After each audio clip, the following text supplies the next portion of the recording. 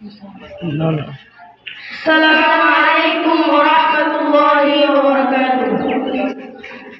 হাতে আমার তাসবিহ কোরআন, চক্ষু দুই তালা, মুয়াজ্জিনের আযান শুনে হয় আমার সকাল।